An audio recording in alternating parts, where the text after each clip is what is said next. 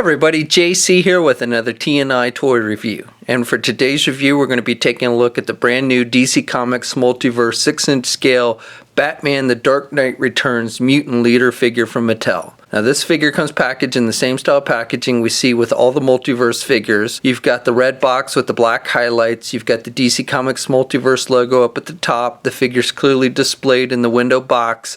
Down below you have some artwork for the character, the name, and it tells us it comes with a Collect and Connect New 52 Doomsday figure piece. On the side of the packaging we can have artwork for the character and a brief bio. And then on the back of the packaging, we have a look at that Collect and Connect New 52 Doomsday and the figures that you need to get in order to complete it. All right, let's get this open and take a look at what's inside. Okay, so here's a look at the figure outside the packaging along with the other contents. Now, before we look at the figure itself, let's first take a look at all the accessories that come with it. First of all, we get the left arm for the Collect and Connect Doomsday figure. Now, we have one more figure in this wave to look at, the prisoner Lex Luthor from Dawn of Justice, which I hope to get to this week. And then we'll do a video review for the Doomsday figure on its own. Hopefully, again, this week, later this week, I'll get to that as well. So be sure to check back for those. We get this crowbar that you see the character use in the Dark Knight Returns graphic novel from Frank Miller, and this is done with a pretty dark metallic type gray paint. You've got a little bit of wash, so you can see some lighter gray in there mixed in to give it that metal look. The plastic is pretty sturdy, it's not very bendable, and it looks like a crowbar, so not a whole lot of sculpting detail with this, but it does look like pretty much what you see him use in the comic book. Second, we also get this torch that you see him use in the comic, and again, this is done, the handle part is done with that dark gray color, and then you've got this little thing that sticks out on the side, and so pretty good sculpting. The flame itself, you've got some wash effects. You've got a brighter yellow towards the bottom, and then you get this wash effect, and it gets darker red as you go up. So again, looks pretty true to what we see in the comic book. He can hold either accessory in either hand. He's got a pretty tight grip for both hands. In fact, on the left hand, it's really tight, so you have to kind of pry the fingers open a little bit to really get him to hold it because it's such a tight grip. But again, he can hold both accessories in either hand, and he holds them nice and tight. So for the figure itself, overall I think it's a pretty decent looking figure, but I do have some complaints with it. I do like the face sculpt, and I like the way they've sculpted the facial expression with the open mouth, and I like how they sculpted the teeth, and you can see his tongue.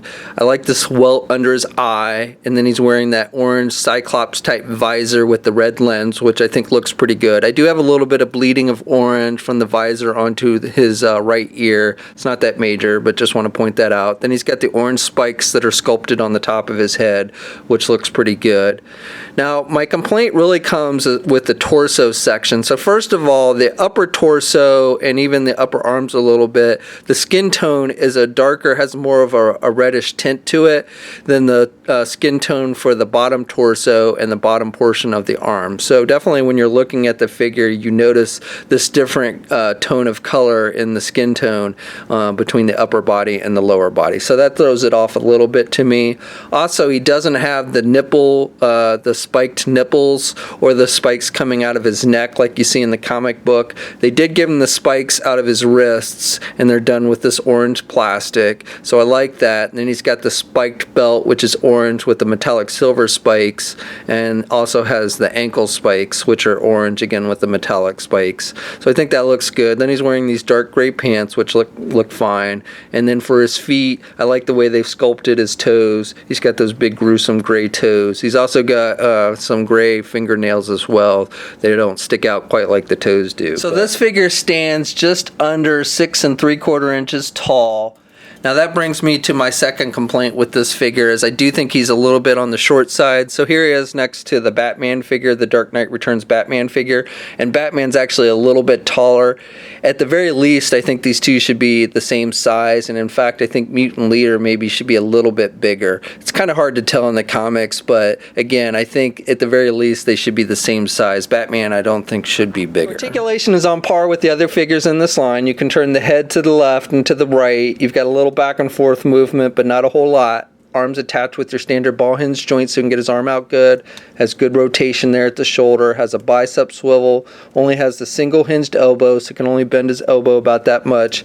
Has swivels at the wrist, but no hinges on the hands. Has an ab crunch type joint, so he can crunch down about that much, and he can look back about that much. Has a waist swivel.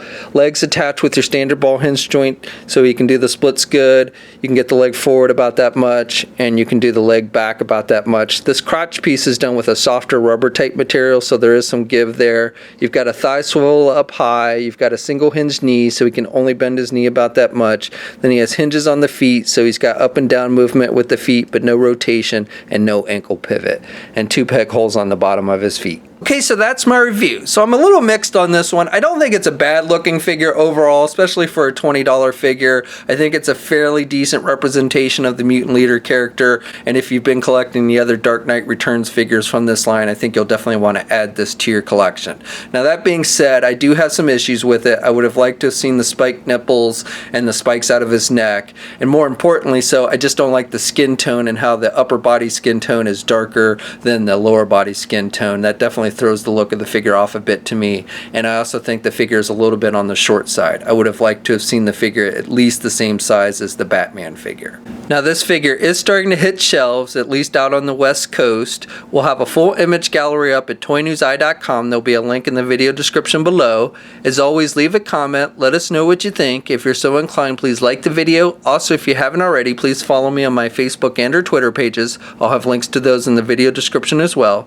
And until next time, I'll catch you later.